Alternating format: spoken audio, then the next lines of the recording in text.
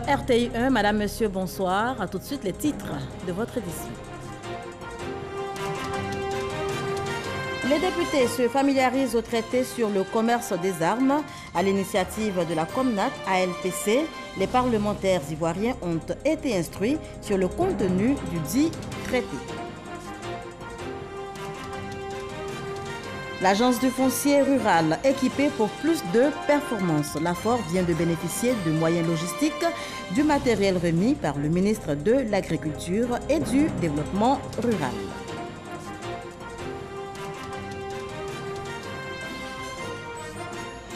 Et puis le Brexit qui divise le gouvernement britannique à 9 mois de la sortie du pays de l'Union européenne. 2 ministres en charge respectivement du Brexit et des Affaires étrangères ont rendu leur démission. Nous en parlons dans quelques instants.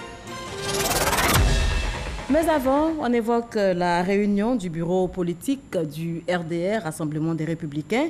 Ils étaient au grand complet à la rue Le Pic ce lundi, à l'issue de la rencontre présidée par Amadou Gon Coulibaly, premier vice-président du RDR. Le bureau politique a demandé la convocation de l'Assemblée générale constitutive du RHDP, parti unifié. Le RDR qui souhaite également que le chef de l'État, Alassane Ouattara, président d'honneur du RDR, accepte de présider le RHDP, parti unifié. À cet effet, on écoute Mamadou Touré, porte-parole du parti.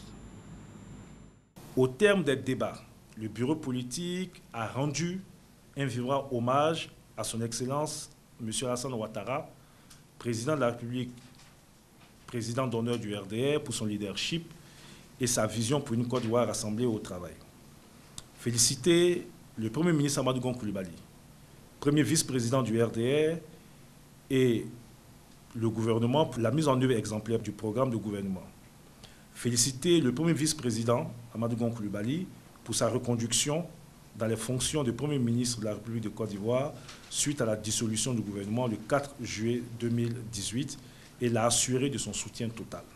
Le bureau politique a demandé au président d'honneur de prendre toutes les initiatives en rapport avec les autres présidents des partis du RHDP en vue de la création rapide du parti unifié.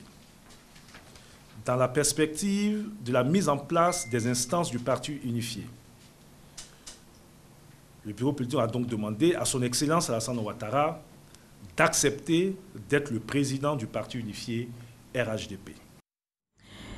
Et notez également que la condition des jeunes et des femmes est une des priorités du RDR. Le secrétaire national du parti chargé de la mobilisation apporte donc aux associations de jeunes et de femmes de la nouvelle commune de Ndoussi son appui, cela à hauteur de 5 millions de francs CFA. Fils de la région, Charles Niaoré entend ainsi contribuer à l'autonomisation des siens. Chefs traditionnels et communautaires, leaders religieux, responsables d'associations de femmes et de jeunes de tous les villages de la commune de Ndoussi étaient présents sur ce rendez-vous du partage, de la solidarité et du développement, initié par le Rassemblement des Républicains, RDR. Une initiative du secrétaire national à la mobilisation, le député Charles Niaoré, fils et cadre de Ndoussi. Des chaises, du matériel et des produits phytosanitaires, le tout d'une valeur de 5 millions de francs CFA, remis à une quarantaine d'associations de jeunes et de femmes, la sous-préfecture de Ndoussi. Il s'agit pour nous d'accompagner les actions du président Alassane Ouattara et de son premier ministre Amadou Gon Coulibaly sur le terrain. Et chacun de nous doit mettre la main à la pâte pour l'émergence de notre nation. Il faut que chaque jeune comprenne que c'est de par notre engagement, de par notre volonté, de par notre détermination que nous allons réussir notre vie. Il ne faut pas attendre que nous ayons forcément un appui de 1 million de francs, un appui de 2 millions de francs, mais avec 100 000 francs CFA, on peut réussir chez nous-mêmes, ici, en Côte d'Ivoire. Une volonté et un appui au développement et à leur autonomisation financière saluée par les bénéficiaires. Invité d'honneur à cette rencontre, Boni Ekbonon, député de Tia-Salé, et la présidente de l'Union des coopératives vivrières de Côte d'Ivoire, Irelou Colette, ont toutes deux félicité Charles Niaoré pour ses nombreuses actions de développement et de solidarité au profit de la sous-préfecture de Ndoussi. Si aujourd'hui il vient donner des dons à la population de Ndoussi, je trouve que ce sont mes traces que mon fils est en train de poursuivre. Je lui demande qu'il en continuer comme ça. C'est bon de partager ce que tu reçois. Cette action constitue le lancement d'une vaste opération de solidarité et de soutien à l'endroit de toutes les couches de la nouvelle commune de Ndoussi.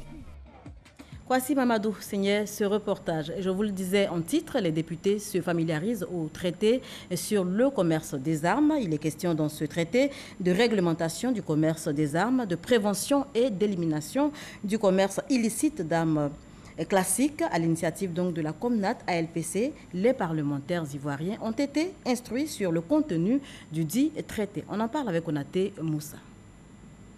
La Côte d'Ivoire a signé et ratifié le traité sur le commerce des armes depuis 2014. Dans cette optique, un avant-projet de loi portant contrôle des armes, munitions et autres matériels connexes a été élaboré et sera bientôt sur la table des députés. Avant l'adoption de ce projet de loi, les députés s'imprègnent des prescriptions du traité sur le commerce des armes à l'initiative de la Comnat ALPC, la Commission nationale de lutte contre la prolifération et la circulation des armes légères et de petit calibre. Étant entendu que les députés sont les faiseurs de loi, donc leur concours est essentiel. Plus ils comprendront donc la portée du traité sur le commerce des armes, mieux ils l'intégreront dans la loi nationale qui pourra nous permettre en définitive de gérer toutes ces questions-là. En tant que parlementaire, surtout membre de la commission de défense et de sécurité, nous sommes vraiment prêts à accompagner le processus de ce traité-là. Parce qu'il est important, nous, membres de cette commission, vraiment de travailler là-dessus de façon profonde. Les parlementaires jouent un rôle important dans le processus de mise en œuvre du traité sur le commerce des armes. Cette formation bénéficie de l'appui du Conseil national de sécurité. C'est un appui d'abord technique, un appui aussi de représentation, parce qu'au niveau de la Côte d'Ivoire, c'est le secrétariat national du CNS qui est le premier partenaire, sur la porte d'entrée du secrétariat du traité du commerce des armes en Côte d'Ivoire. Le traité sur le commerce des armes a pour but de prévenir et éliminer le commerce illicite des armes et également améliorer la réglementation du commerce international des armes. On poursuit en images. En février 2017, le gouvernement ivoirien lançait l'opération Grand Ménage, opération d'assainissement et d'embellissement de nos villes et communes. Eh bien, 17 mois après, l'heure est au bilan. Une rencontre a donc été initiée par le ministère de la Salubrité, de l'Environnement et du Développement durable. Pendant donc 2 jours, préfets, conseillers régionaux, maires, sociétés civiles et ONG vont réfléchir à de nouvelles stratégies de mise en œuvre de la dite opération. L'Association africaine de l'eau et l'ONAD travaille à une meilleure gestion des entreprises de boues de vidange. Une campagne de sensibilisation et de formation est en cours en ce moment et on en parle avec Serge Okolia. Selon un rapport conjoint de l'OMS et de l'UNICEF, un individu sur 3 dans le monde vit sans installation sanitaire. Malgré les avancées enregistrées depuis ces dernières années, la gestion des boues de vidange reste encore le parent pauvre de l'assainissement urbain et périurbain. Pour remédier à cette situation préoccupante, l'Association africaine de l'eau et la Fondation Bill et Melinda Gates se sont engagés à améliorer l'accès durable à l'assainissement. On s'est rendu compte que ce secteur a été longtemps délaissé. Or, ces boues de vidange sont extrêmement riches en germes pathogènes dont responsables du développement des maladies. Et quand il y a par exemple des inondations, n'est-ce pas, c'est le contenu des fosses et autres qui vont se retrouver et vont souiller, n'est-ce pas, les cours d'eau, les puits et autres aliments. Et n'est-ce pas, c'est un problème de santé publique. Cette formation porte sur le renforcement des capacités managériales, techniques et opérationnelles des entreprises de vidange. Au niveau national, il y a 95% de la population qui a accès à l'assainissement non collectif. Et quand on revient spécifiquement à Abidjan, on a 60% de la population qui a accès à l'assainissement non collectif. Et donc, au regard de ces pourcentages, l'Office a inscrit l'assainissement non collectif au rang de ses axes stratégiques. Donc, ça figure au 5e axe stratégique qui est la maîtrise de l'assainissement non collectif. Experts de l'ONAD, l'Office national de l'assainissement et du drainage, et entreprises de vidange ont pris part à ces échanges. Financement des petites et moyennes entreprises, on en parle à présent. Lors d'une rencontre, l'agence Côte d'Ivoire PME a affiché ses ambitions. On en parle avec Jean-Jacques Kwameala. Mohamed Lamine Bakayoko est un jeune entrepreneur investi dans le domaine de la transformation du café. En plus de la production, Mohamed Lamine forme les jeunes dans le domaine du marketing et de la comptabilité dans sa petite unité située dans la commune d'Adjamé. Ça nous permet de créer une forme de hub derrière, parce qu'en termes de turnover, moi ici pratiquement plus de 60 personnes qui sont passées par ici. Et comme on ne peut pas trop les conserver, donc il faut les rendre très efficaces pour ailleurs, quoi. Maintenant même on nous recommande. Mais que de difficultés rencontrées par ces chefs d'entreprise dans l'atteinte de ces objectifs. Les PME ne bénéficient toujours pas d'assistance dans la mise en œuvre de plans de développement. On me dira que maintenant c'est facile de créer une société. Mais ce n'est pas que les conditions de facilitation de création qu'il faut créer. Il y a les conditions de facilitation de la gestion quotidienne là, qui, ma foi, ne sont pas encore bien huilées. C'est le cas de Nzi, opérant dans le domaine des bâtiments travaux publics. Elle aussi rencontre des difficultés pour participer à des appels d'offres au niveau international. Mais aujourd'hui, sa persévérance a fini par payer. Nous, on a été PME. On n'avait même pas les cautions pour participer au marché. Parce que les banques, on n'a pas de moyens, on n'a pas de maison pour hypothéquer. Donc, ce qu'il faut faire, il faut bloquer de l'argent pour qu'on nous donne la caution. Et on n'a pas. Donc, à chaque moment qu'on va à l'appel d'offres, on est éliminé à faute de caution. La caution qui fait 250 millions, à son temps, nous, on ne peut pas avoir. Pour répondre aux préoccupations de ces chefs d'entreprise, le gouvernement vient de créer l'agence Côte d'Ivoire PME. Sa mission, accompagner les PME dans l'élaboration des plans de développement et la formation afin de participer à des appels d'offres à l'international. Un des objectifs stratégiques de l'agence est bien sûr de propulser les PME vers le succès en renforçant leurs capacités. Vous savez qu'aujourd'hui, nous sommes dans une économie qui est globalisée.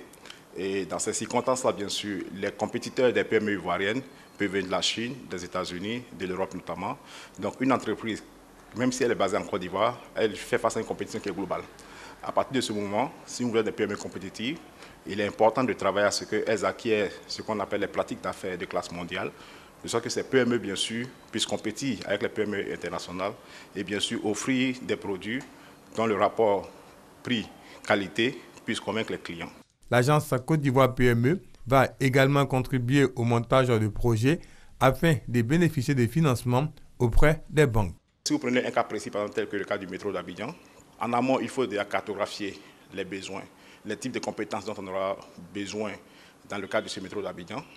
Une fois qu'on a cartographié, il faut voir aujourd'hui, au niveau de l'écosystème ivoirien, quels sont les types de PME qu'on a. Est-ce que les PME qu'on a aujourd'hui seront capables de participer à la mise en œuvre de ce projet-là?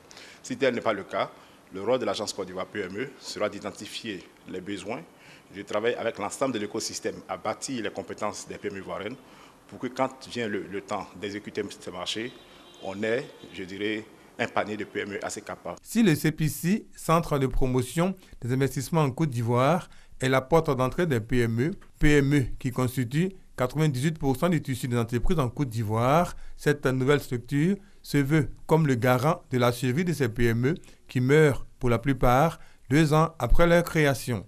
Avec l'ouverture de l'incubateur d'Abidjan au cours de ce mois de juillet, l'agence Côte d'Ivoire PME va apporter un support et un soutien aux start-up ivoiriennes. Et justement, comment l'expertise locale, et en particulier les start-up ivoiriennes, peuvent-elles prendre part active dans l'essor d'une économie numérique forte en Côte d'Ivoire? Pour répondre à la question, eh bien, l'ANSUIT a organisé une masterclass. C'était en faveur donc de la jeunesse et surtout des jeunes entreprises dans le domaine du numérique. Le point avec Lociné Ouattara. Faible niveau d'utilisation des services numériques et timide décollage de la recherche et de l'innovation chez les jeunes dans le domaine du numérique. Voici les raisons qui ont suscité chez l'Agence nationale du service universel des télécommunications des TIC ANSUIT la création d'un programme de masterclass. Moment d'échange avec les startups.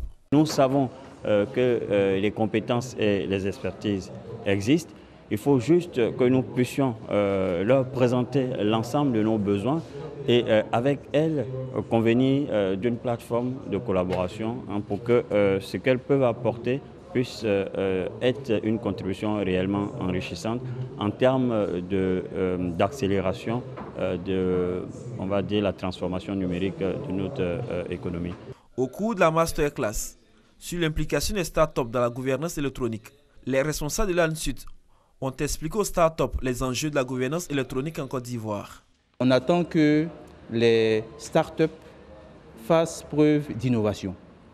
Venir nous présenter ou nous proposer des projets qui vont nous permettre de résoudre le quotidien des populations à travers les services. Et aujourd'hui, avec l'ANSUD, nous avons voulu commencer le partenariat privé-public entre le public et les startups. Donc c'est un pas qui est déjà fait et derrière il y a toute une stratégie qui est mise en place pour le développement de l'informatique, des startups et aussi pour la réponse aux besoins en termes d'informatique des populations. Le programme de masterclass s'articule autour de la mise en place des infrastructures et de leur accessibilité. À ce niveau, il revient aux startups de saisir toutes les opportunités, c'est-à-dire partir de petites entreprises locales pour devenir des multinationales comme Facebook, Google ou Amazon. C'est le message transmis par les responsables de l'ANSUD aux jeunes. Reportage de l'enseignant Ouattara commenté par Kwasi Mamadou. L'agence du foncier rural équipée pour plus de performances, je vous le disais en titre, l'AFOR vient de bénéficier de moyens logistiques, motos, équipements informatiques, véhicules de type 4x4, du matériel remis par le ministre de l'Agriculture et du Développement rural. Noël Niagno. Madame, voici les clés que vous remet, monsieur le ministre. Monsieur le ministre, au nom de tous les bénéficiaires ici présents, je voudrais vous dire grand merci pour ce grand acte de générosité et nous vous rassurons que nous en ferons bon usage. Avec ce véhicule, nous pouvons aller sur le terrain, être beaucoup plus efficaces et opérationnels. L'histoire retiendra que c'est sous la pluie que Mme Nda née Ncho Françoise, directeur régional de l'agriculture de Sakassou, a reçu les clés de son 4x4 ce lundi 9 juillet. Cela parce que la question foncière ne peut attendre. Comme elle, 24 autres directeurs régionaux ou départementaux vont recevoir les clés de leurs véhicules. Autres moyens de mobilité, 44 motos vont être distribués. Coût de ces équipements, plus d'1 demi-milliard de francs CFA. Avant la remise symbolique de ces clés, Sangafoua Coulibaly, ministre de l'Agriculture et du Développement rural, a visité les locaux du conseil de surveillance aux 2 plateaux et le siège de l'AFOR, agence foncière rurale, au quartier Zinsou de Cocody-Angré. Conclusion, l'AFOR est désormais opérationnelle avec des dirigeants qui ont une claire idée de leurs charges. L'ensemble des conseillers de la direction générale et moi-même sommes donc conscients des objectifs qui sont les nôtres, à savoir mettre fin d'une part aux rapports conflictuels entre les différents acteurs de la chaîne foncière et d'autre part aux crises intercommunautaires avec leur scène de désolation et de fractures sociales. Nous avons eu des réunions importantes avec le préfectorat sur le terrain et récemment avec un plan d'accélération du processus pour qu'il s'approprie ce processus afin que dans 2-3 semaines, nous puissions revenir vers vous et devant l'Union européenne pour dire que l'atteinte indicateur n'est plus une gageure, n'est plus un rêve, mais nous avons réussi à le transformer en réalité tangible. Après avoir salué et félicité les dirigeants de l'agence pour leur diligence et la pertinence de leurs actions, Sangafoua Coulibaly a fait un constat. C'est maintenant que nous allons voir les résultats de cette loi, c'est-à-dire sa mise en œuvre va passer à échelle. Il fallait des moyens humains conséquents. C'est bon que les Ivoiriens sachent que désormais, l'État de Côte d'Ivoire s'est donné les moyens de sa politique. L'AFOR, l'agence foncière rurale, comprend un conseil de surveillance et une direction générale. Je vous propose de faire un petit tour dans le centre-nord de la Côte d'Ivoire, précisément dans la région du Hambol, où l'apiculture intéresse de plus en plus de jeunes. L'apiculture, notez-le, c'est l'élevage d'abeilles pour la production de miel, secteur porteur d'emploi qui ne demande qu'à être professionnalisé. Ce recours-là. Nazéon Siloué vérifie les ruches de sa ferme avicole. Cet exercice, ce jeune apiculteur installé à Katula le fait au quotidien. L'apiculture est la seule source de revenus de Siloué depuis 3 ans. Aujourd'hui, avec 100 ruches seulement, pour maîtriser l'activité apicole, 1 heure de travail par jour, ça te suffit pour être stable. Mais avec 100 ruches installées, si vous faites même une seule récolte, mais ça vous avez près de 1000 litres. Ouattara a désormais un toit grâce à sa production. Il fait partie des 500 apiculteurs de la commune de Tafiri. Cette activité, considérée comme secondaire, lui rapporte 3 millions de francs CFA par an. Bon, cette maison m'appartient avec les fonds de l'apiculture. Bon, j'ai commencé à faire un peu, jusqu'à je continue de travailler dessus. En 2017, ce sont environ 25 000 litres de miel produits par l'association des apiculteurs de Tafiri. En dépit des efforts faits par ces apiculteurs, le secteur est encore artisanal. Je demande à l'État pour venir à l'aide. Je suis dans les riches traditionnels. Bon, il faut qu'on cherche à moderniser. Avec les riches modernes, on peut regrouper 1000 riches par État. À Tafiri, la municipalité travaille pour la modernisation de ce secteur d'activité. Nous allons essayer de travailler pour les mettre ensemble pour que, en plus d'être le vivier de l'apiculture donc en Côte d'Ivoire, que nous soyons un exemple en termes de lutte contre la pauvreté et de lutte surtout contre le chômage des jeunes. Cette filière, qui peut faciliter l'insertion de plusieurs jeunes, est confrontée à des difficultés. L'État devait pouvoir améliorer, enlever cette loi-là carrément. Le miel ne devait plus considéré comme un produit forestier, mais plutôt comme un produit de l'agriculture. S'il est considéré comme un produit de l'agriculture, en tant que tel, on peut vendre librement. Dans l'apiculture, tous les sous-produits du miel sont vendus et même bien vendus au regard de leur utilité. Nous avons le propolis, comme je dis, propolis qui est très utilisé en pharmacie. La cire d'abeille. Quand on finit de récolter après le pressage, les résidus que les paysans, les gens rejettent, c'est de ça que ce produit sort. Pour atteindre l'autosuffisance en miel, l'apiculture a besoin de promotion et de soutien. Le nord de la Côte d'Ivoire reste la zone propice à la production du miel. Les apiculteurs ivoiriens ne produisent que 20 à 40% des besoins en miel du pays. L'apiculture pourrait constituer un secteur porteur pour la jeunesse. Et on reste dans le nord de la Côte d'Ivoire où l'actualité est également marquée par la signature de partenariats entre l'université Peleforo Bonkoulibaly de Korogo et des entreprises nationales et internationales. C'est le fruit de la première édition du Hall du stagiaire, une plateforme initiée par la dite université justement pour l'insertion des jeunes. C'est Kwasi, Mamadou Kwasi. Pour cette première édition du Hall du stagiaire de l'université Peleforo Bonkoulibaly de Korogo, elles étaient environ 30 entreprises présentes. Elles sont venues échanger avec les étudiants à travers des expositions et des panels. Au nombre de ces structures, la Chambre de commerce et d'industrie, l'Agence emploi jeunes, le Centre national de recherche agronomique CNRA et l'ANADER, ainsi que 2 partenaires du monde de la téléphonie mobile et des banques. Je dirais tout simplement que nous allons éveiller des consciences, que nous allons proposer de nouveaux métiers, que nous allons réorienter ceux qui ont l'ambition d'entreprendre et que nous allons leur dire comment il faut le faire. Le Hall du stagiaire est une initiative innovante de l'université Peleforo Bonkoulibaly de Korogo. Et pour cette première édition, bonne nouvelle, 5 entreprises sur les 30 présentes ont signé des conventions avec l'université afin de l'accompagner dans son combat pour l'insertion des diplômés. Dans la convention, chaque entreprise s'engage à offrir environ 300 stages de perfectionnement aux étudiants, des stages pouvant conduire à des emplois. Diakité Ibrahim, directeur de l'insertion professionnelle au ministère de l'Enseignement supérieur et de la recherche scientifique, félicite les entreprises signataires pour leur engagement aux côtés du gouvernement pour l'insertion des jeunes diplômés. Une véritable satisfaction pour les étudiants qui vont entamer dans quelques semaines des stages. Au niveau de L3, il était important pour nous, les étudiants qui sont en sciences économiques, vraiment de s'adonner aux différents stages pour avoir la pratique à notre actif.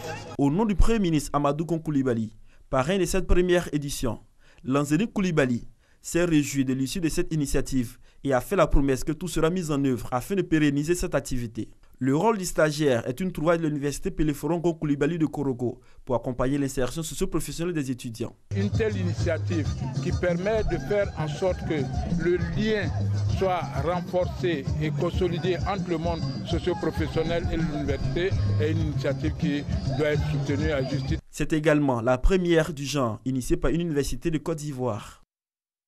Les acteurs du système éducatif en charge des cantines scolaires étaient réunis jeudi 5 juillet dernier, ici même à Abidjan, et précisément à Cocody, une réunion pour plancher sur la vulgarisation des documents de politique nationale et de stratégie alimentaire scolaire en Côte d'Ivoire. C'est Forazegui et Franck Quadio pour en parler. Offrir un repas chaud et équilibré dans les cantines scolaires et structures de l'éducation de base, c'est l'ambition de l'État de Côte d'Ivoire à l'horizon 2025.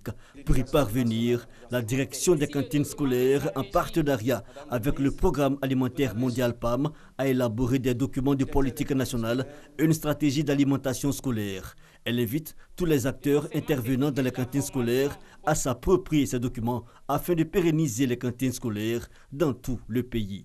L'organisation de la cérémonie de vulgarisation des documents répond à plusieurs impératifs. Celui de renforcer les compétences des conseillers à l'extrascolaire chargés des cantines, chargés de la mise en œuvre donc de la stratégie. Ensuite, de montrer les bonnes pratiques du programme intégré de pérennisation des cantines scolaires. Et enfin, favoriser la coopération entre tous les acteurs mobilisés autour des cantines.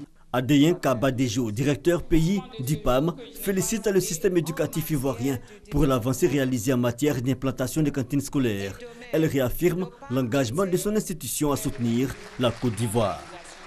Kandia Kamara, autorité de tutelle, recommande aux conseillers des cantines scolaires de s'approprier ces documents. Ces documents reliés en un document unique et facile à consulter contient l'essentiel des activités et des bonnes pratiques en matière de pérennisation des cantines scolaires. Ainsi, le conseiller cantine nouvellement nommé dans une IEP a entre ses mains un canevas cohérent pour appliquer des solutions aux problématiques rencontrées dans les cantines placées sous sa responsabilité. Le but visé par les documents de politique nationale et de stratégie d'alimentation scolaire, c'est trouver des solutions idoines aux problématiques de pérennisation des cantines scolaires en Côte d'Ivoire. Voilà, vous l'avez dit, Franck Quadio, une réunion donc pour réfléchir sur la stratégie d'alimentation scolaire dans notre pays. À présent, un tour à travers le monde. On commence tout de suite par le Mali.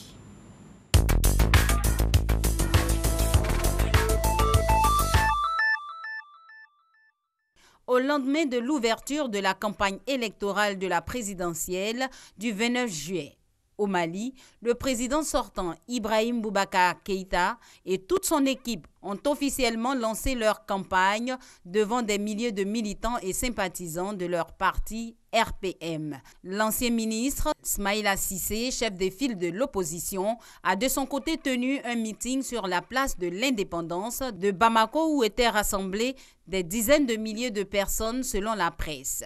Son entourage parle de 30 000 à 50 000 personnes présentes. Les deux candidats s'engagent à tout mettre en œuvre pour ramener la paix et l'unité, à redonner à l'État toute son autorité. Le bilan provisoire de violentes pluies qui se sont abattues sur l'ouest du Japon est monté à plus de 100 morts, a déclaré ce lundi le porte-parole du gouvernement. Les secouristes se forcent de retrouver des disparus dans les quartiers entièrement recouverts de boue et dans les décombres d'habitations de l'ouest du Japon. Face à la gravité de la situation, le Premier ministre Shinzo Abe a décidé d'annuler une tournée prévue à partir de mercredi en Belgique, France, Arabie Saoudite et Égypte pour donner la priorité aux sinistrés. La chef du gouvernement britannique, Theresa May, se retrouve fragilisée après la démission de David Davis, ministre en charge du Brexit, et de Boris Johnson, son ministre des Affaires étrangères. Avec ces démissions successives, l'on assiste à une aggravation de la crise qui déchire le gouvernement britannique sur le Brexit à 9 mois de la sortie du pays de l'Union européenne. Ces deux ministres incarnaient une ligne dure. Leur départ intervient 3 jours après une réunion cruciale du gouvernement qui avait adopté une nouvelle position vis-à-vis de l'UE. Retour en Côte d'Ivoire, plus de 70 ans et toujours aussi passionné de danse et de musique. L'artiste chorégraphe Rose-Marie Guiraud passe à la phase 2 de sa carrière. Elle chante désormais, cela au profit des orphelins à sa charge. La salle de théâtre de l'INSAC à Cocody bat au rythme de la soirée dédicace du tout premier album de Marie-Rose Guiraud.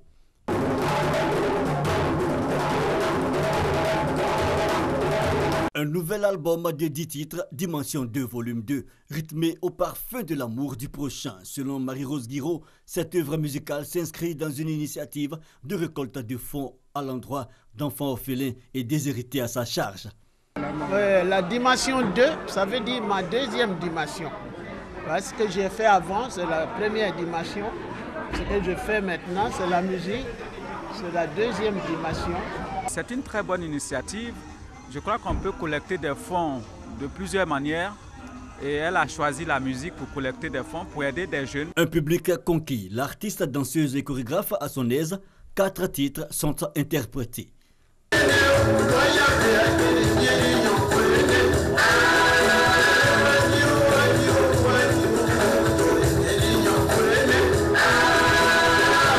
À 75 ans et malgré une santé fragile, Marie-Rose Guiraud n'a pas hésité à esquisser quelques pas de danse sur les percussions de ceux qu'elle appelle affectueusement ses enfants.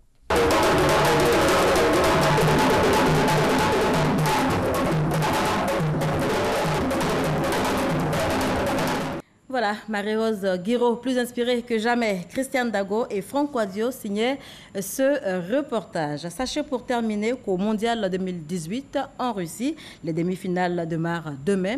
À l'affiche donc demain mardi, France-Belgique. Merci de nous avoir suivis.